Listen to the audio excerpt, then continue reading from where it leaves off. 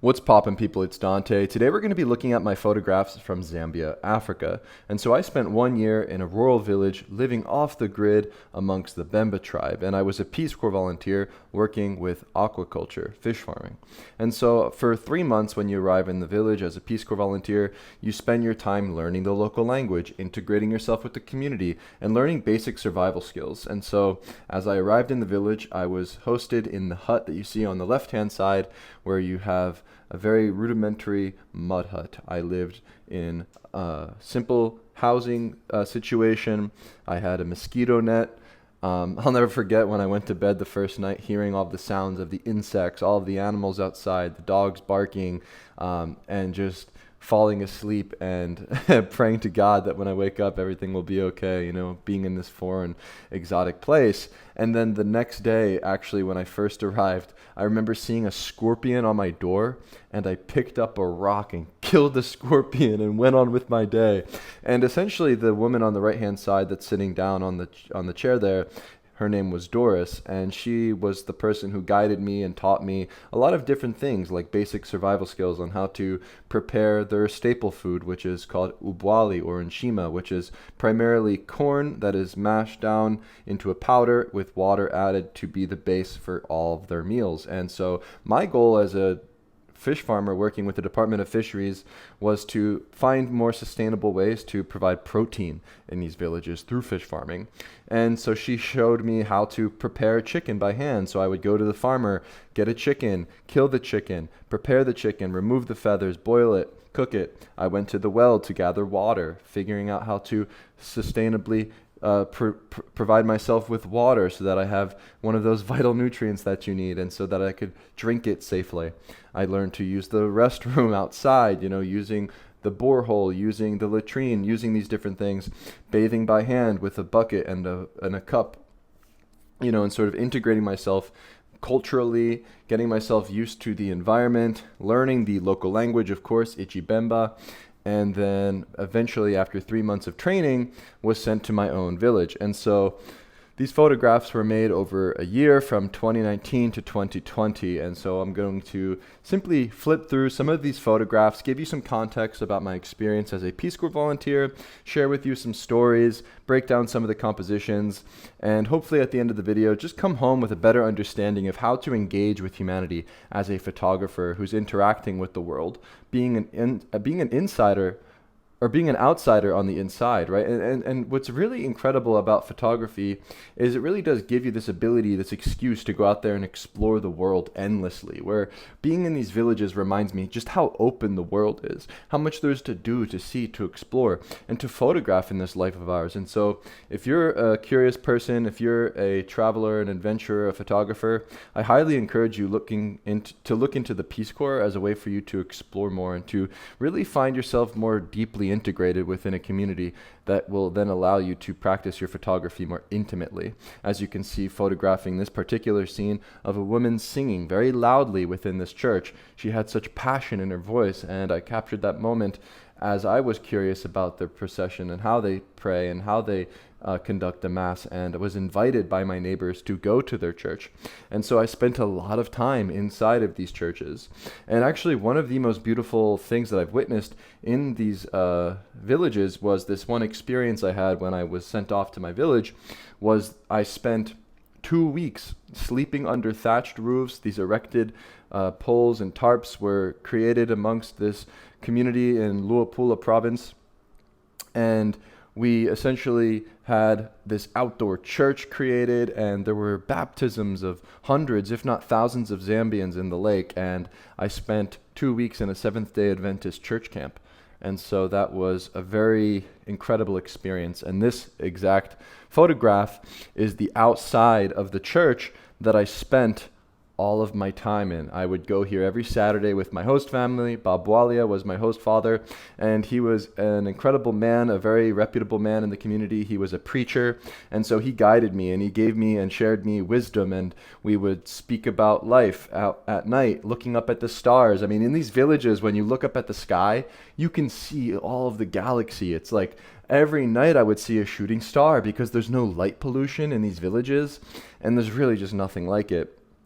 And so here I was gathering outside of the church, waiting for church to begin. And so I spent my time returning to this church on Saturdays with the Seventh-day Adventists. And here we have a photograph I made of a layered scene from the foreground to the background with lots of different children waiting to go into the church. And it was a very simple and elegant scene for me to photograph. And so I positioned myself in relationship to this brick wall to create a geometric shape and a foundation for my stage to create this composition. And then everything else fell into place as I analyzed the scene and simply waited with patience for things to unfold. And so my host family lived in this particular community in Impanta village in Zambia district, Luapula province, Zambia, Africa, Bemba tribe. And so this particular village was situated on Lake Bangwelu, which was a very beautiful lake. And in my village, we had cassava. And so this is a farmer named Albert who is removing cassava. He's holding the root in his hand, and he was around 85 years old and still farming. This man was a beast, and he shared with me these cassava roots, and I loved personally eating the root, like just straight up taking the cassava from the ground like he is, wiping off the dirt. Maybe I'll wash it off with water, maybe not. And I just would eat it just straight up raw. And that was my personal favorite way to eat cassava. And it was so much tastier for me than maize. And so I ate this root a lot. I ate the cassava so much, and it was so good. And yeah, I spent a lot of time by the lake where we had lots of people that were gathering with trucks and gathering from the boats, different packages of rice. And so we had a lot of transportation in my particular community, which was nice. So if I needed to leave, I could use a vehicle and get to the city center. But my particular village was around 14 hours away from the capital, Lusaka, where you arrive in Zambia as a volunteer. And so 14 hours on the bus is a pretty long journey. I've had journeys that taken me even longer because cars break down. Sometimes hitchhiking on the back of trucks. I've had a lot of crazy experiences while I was here. And so with my village, we actually had a solar setup. And so it was very rudimentary, and electricity was only available for certain times in the day. Let's just say that, needless to say. It wasn't very powerful, but what was great about the solar plant was it allowed the people in the community to use these different mills to then produce their staple food, being ubwali or nshima, which essentially is maize or cassava that is grounded into a powder. We add water, and then we have that base foundational food for all of the meals that they consume. And so this is a photograph, a snapshot, a family photo actually of the host family I lived with, all of the family, all of the brothers, cousins, etc. And they prepare bricks by hand. And so in the mornings when you wake up in a village, it's incredible. You see mothers coming home with babies on their back, firewood on their head. The men the men are building churches and homes. The boys are building bricks with sand and mud. The girls are sweeping the floors, preparing food for the day, right? Like everybody has a role to play within these villages. And it's just such a beautiful thing to witness the way in which a village comes together. And this is actually a snapshot that I made of this boy doing a flip mid-flight as they were playing in between, gathering sand from this particular location to then bring home to then make bricks. And so they use what's available to them to create their homes. They build bricks with sand and mud, and they build them by hand. And you can see the way that the people come together playfully and joyfully. And what's amazing about this is that despite the fact that a lot of the people within the community don't have the same material possessions and things that we have here in the West, in America, they still have such joy within their hearts. They still have love, and they still have this common understanding that life isn't about these things, that something greater is out there, and their belief in God as the foundation of their community within the church is what gives them this resilience and this strength. And so this is a photograph I made at the Seventh-day Adventist church camp. And so these people gather far and wide all throughout Luapula province to this one particular location, erecting these tents with sticks and tarps, and I slept under them for 2 weeks.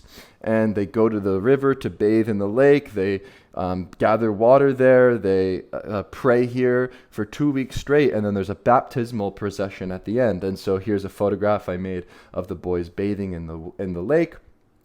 And so I spent a lot of my time by the lake. This was a very great asset for us in this village was having a lake, not only to bathe but to grab water and to just enjoy and to swim. And so I would come and go into the lake as well and swim. And so you just got to watch out for the crocodiles. I'll never forget my host mother. She was so adamant on reminding me to not go into the lake, and she would remind me of these crazy stories of children being eaten by crocodiles. And so the fish from this man that he's raising up here in this frame was essentially what I consumed every single day. So I've eaten fish pretty much every day for an entire year straight. And I would eat the head, the eyes, the bones. I would eat it all, And there was this delicious thing that they would make called supu. Supu, I remember it was like they would take the guts from the fish and mash it down into a soup, and it was essentially a sauce that you would consume alongside the other food with the cassava or the corn or the vegetables that you're consuming. One thing that we had was this dish called ifistashi, which was really delicious. It was this peanut sort of based food. It was like a vegetable that was really good. And so this was a couple of the different photographs that I made during that time spent in the village, where the sort of makeshift village rather for the Seventh-day Adventist church camp. Here's a photograph I made of my host brother, Walia Jr. And so I spent a lot of my time hanging out with my host family, simply following their everyday routine and then photographing through these things. And that's how I found myself making the best photographs at this time. It wasn't through randomly snapshotting and walking around and just aimlessly wandering, but it was through spending time with this community, through learning the local language and integrating myself deeply, that allowed me the access to make these more intimate frames. And so here we have a very intimate photograph with an emotional impact of one of the elders of the church here in the center of the frame, singing and performing inside of the makeshift church. And so what was incredible about this photograph is that I made it standing on top of the stage in front of hundreds of Zambians. And it was such an incredible day, such lively energy. And so I captured this photograph of this man's expression as he's singing his heart out. He's expressing his soul. And it really is incredible when you think about the church. And I would like to share with you why I believe this is so critical for a community and why the people of Zambia thrived. And so when you think about a church, it's the center of the community where everybody comes together to make a sacrifice each Saturday. Each Saturday, people come and gather themselves inside of these churches to remind themselves of the sacrifice that Jesus made on the cross. And so as people gather into this community and make this sacrifice together communally, they strive to be like Jesus. They strive to treat their neighbors like themselves. They strive to essentially understand the foundational teachings and principles of Christ and then share it amongst their community. And I think because everybody has this common belief, everybody has this common striving for the good, for the beautiful, everybody in the community thrives because of this, where there is no need for government, there is no need for police. These communities do not have police, they do not have governments, they do not have a state running them. They run themselves. They have their own foundation, which is the church. And I just found that to be such a beautiful thing. And so I made photographs of the baptism with the lake, inside of the lake, right? I grabbed my camera and I threw my batteries on the side of the sand, and I remember just going straight into the water with my camera in hand and my body knee deep in the water, making photographs at this scene, watching as the preacher dunks the head of the men inside of the water. And over time, as I was analyzing the repetition of the patterns and the gestures, I came home with this photograph by dropping low, separating the subjects from the background, and waiting for the decisive moment of the preacher raising his hand and the tension of the man on the right-hand side with his gaze who was just baptized. It was a very beautiful moment. And here we have the Dorcas, which are essentially like the nuns of the Seventh-day Adventist Church. This is the main staple food being cooked by these women here, ubwali and shima. It's basically maize that's crushed into a powder, added into boiling water, and then over time through stirring, you get this substance that is very interesting. It's like a hardened mashed potato, and you essentially use it as a utensil and a base to grab and eat with your hands all of the other different foods that you consume. And so here is a home being built. Actually, this was a chicken coop being built in my little compound where I lived. My host father wanted to start raising more chickens. He had lots of duck. he had different chickens, and he wanted to create a sort of little area for them to live. And this is just the process of them creating a thatched roof. Here we have a funeral and this man mourning in the foreground. And essentially in Zambia, it is a very normal thing, actually, and it's accepted culturally to visit a funeral if you are not even familiar with the person who passed away. And so if you pass a funeral, it's very important for you to stop by. It's very open for you to actually come and invite yourself to then mourn with the community, because everybody in the tribe is one family. And so people come far and wide from different villages all throughout the province to then gather and to visit their family and mourn together. And sometimes these funerals last for 2 weeks. And so they take funerals not so lightly. They really do emphasize this within their community, and they have a very beautiful ritual when it comes to a funeral. I would spend my time outside in the marketplaces observing the beautiful golden light. I mean, we had such a beautiful village to explore. I would spend my days biking with my little mountain bike the Peace Corps gives you, and I would throw one of my host brothers on the back, my little host brother, Bob Bwalia Jr. Bob Bwalia Jr., he was maybe 12 years old or so, and so he was very light, and I had a little rack on the back of my bike, and he would sit on the back of my bike, and this isn't him in the photograph, but he would sit on the back of my bike, and I would go with other host brothers that were with me and cousins and things, and we would borrow other people's bikes, and we would all bike to this village, which you see in this photograph. And this, I'm just sharing behind the scenes story here. And so essentially, this village takes you maybe like it was an hour and a half or 2 hours of just biking through like just a dirt path, man. Like just a dirt path in the middle of nowhere. Like you're in like the middle of a swamp. There's nowhere to stop. There's nothing, so you had to learn how to patch up the bike. God forbid you get a flat in the middle of nowhere. And so we're just biking through the middle of nowhere. And then you eventually wind up at this nearby village. And this village was much more bustling than ours. They just had so many more shops, so many more restaurants. I'll never forget, I would splurge with my host family, and we would go there and we would just eat really big fish. Because in our village, we only had these little fish a lot of the times, but they had these big fish, these nice restaurants that we would eat in. And it was just fun to explore. We would play pool. A lot of the times they had these little clubhouses with pool.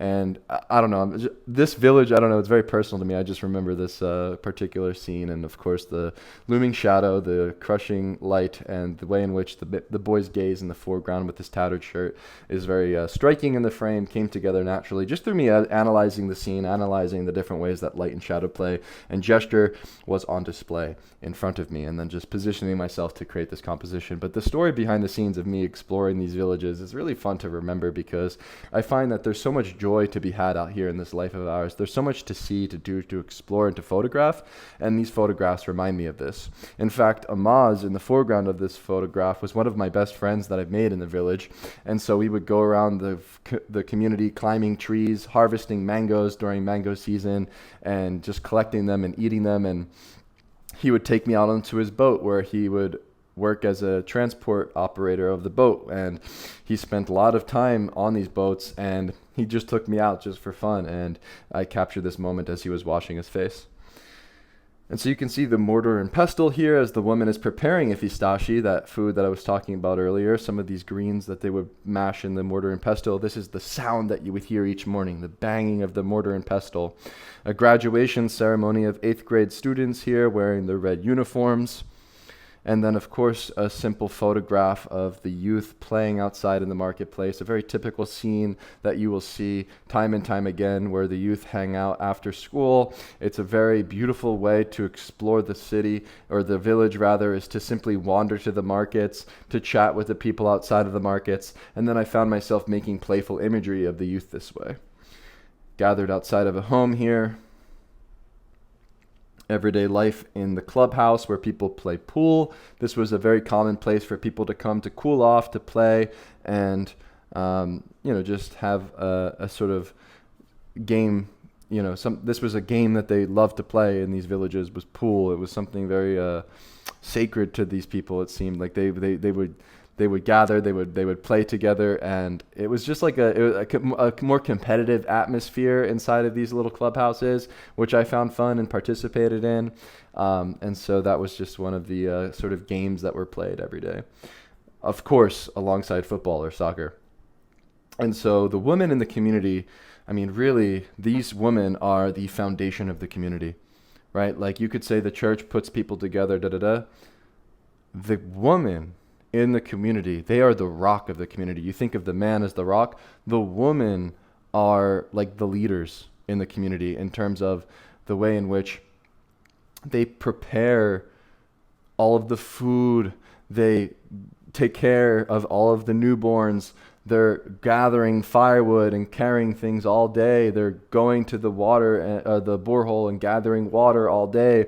Sometimes people travel all day like these women travel all day just to gather water back and forth so that they have enough water for the week. And so this photograph just reminds me of the strength and the resilience and the power of the women in the community, of course, wearing their traditional clothing with ichitenge. And actually, I'll never forget getting one of the women to create, for me, a few different ichitenge shirts that I still have here in my hometown, Philadelphia. And so these reed mats were laid out in the evenings, and we have a family here gathered on the reed mat. Sometimes you would sit on these mats to eat, and I would sit on these mats essentially every single day to eat dinner with my host family. We would sit on the floor eating with our hands. Here we have a photograph I made actually on Christmas Day. Maybe it was Christmas Eve. And this was one of the only times I used a flash, and it was simply due to the fact that it was way too dark. The only light within these churches at night are little candle lights. And so here we have a boy in the foreground who was an altar server, and I made a very simple photograph of this boy in front of the poster of Jesus and the cross on the left-hand side. Soccer, football, this was a huge sport in the village, and I captured this moment as the crowd was going wild at a soccer game. And yeah, sometimes when I would watch the students play, what was incredible is they wouldn't wear shoes. And so I remember one time I went out to play with my host family, and I had blistered and battered feet all week. I was soaking them in water because I couldn't keep up with their barefoot playing. It was crazy. And so this was just a photo I made of the football scene. Here's another photograph at a funeral. As you can see, lots of firewood gathered, lots of chopping of wood, and we have all of the smoke at the scene. Here's a photo I made, again, at this particular funeral. The mourning at the funeral is also accompanied by singing, a beautiful uplifting sound as the grave is being built and dug and the body is being put into the ground. And sometimes instead of putting a proper gravestone, simple sticks, simple gestures of flowers or even cups and bowls are left behind on top of these graves. Here we have my host sisters, Mumpu, little Eunice in the background there, so cute, alongside Jane in the foreground. And they're actually coming home from a funeral here, right? This was during a funeral, and the little girls within the community and the family, they mourn alongside their family. They have this understanding of community, of family, of the importance of these rituals at funerals. And so this is a photograph of these girls mourning as they're walking home from that particular funeral that you saw.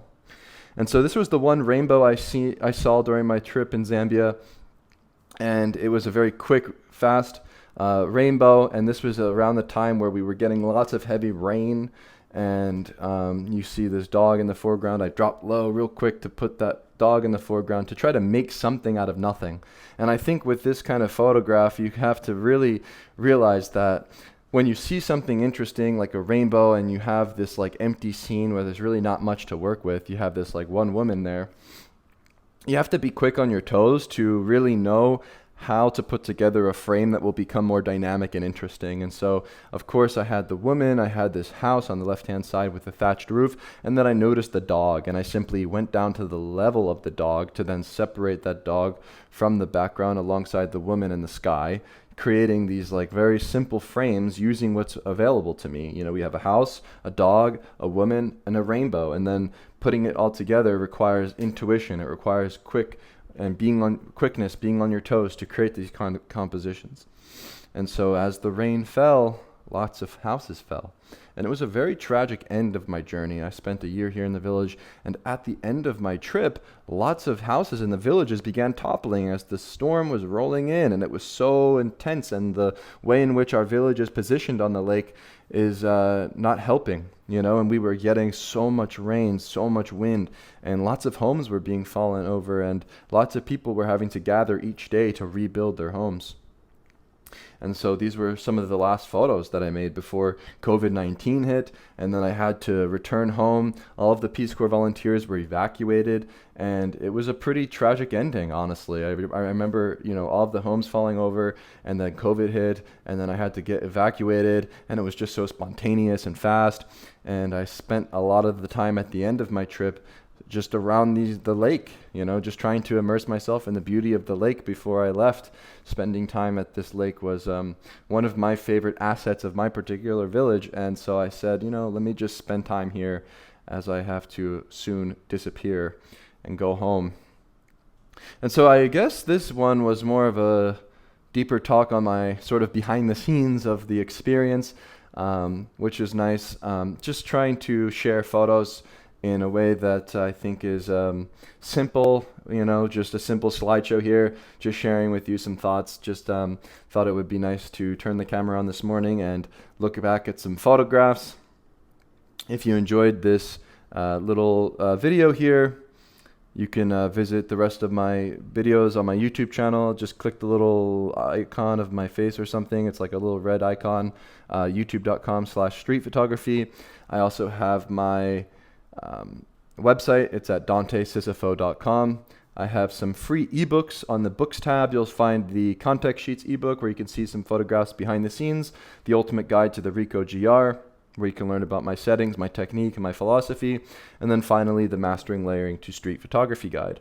If you click on the Start Here page and scroll, you'll find lots of different blog posts I make, or even if you click on the blog tab, you'll find that I have lots of different blog posts that I publish every single day of whatever's on my mind. Sometimes what I do is I always make sure that when I create a video like this, in the description of this video, there will be a blog post accompanying it alongside some photographs and text. So if you prefer to read and you don't want to hear my voice for whatever reason, you can always just visit my blog and read instead. I know everybody has different preferences, and so I make sure to always accompany these videos with a blog post in the description with text and images, and I'll of course upload this slideshow as well if you wanted to download it for whatever reason. So that's pretty much it with this one. Zambia was one of the most transformative experiences I've ever had in my life. I highly encourage anybody that is young, that's a college graduate, to look into the Peace Corps as an opportunity for you to explore the world. These experiences, these memories, and these photographs, of course, are things that I'm going to cherish for the rest of my life. My paradigm has completely shifted through this experience, and it's really opened my mind, and it's opened my heart, my body, my soul to so much more than just the photographs I was making, but how I engage with humanity is essentially what I learned during this trip particularly. It really showed me how to engage life, how to engage humanity, and how to uplift this in a photograph. And so that's pretty much it. Thank you for watching, and I will see you in the next one. Peace.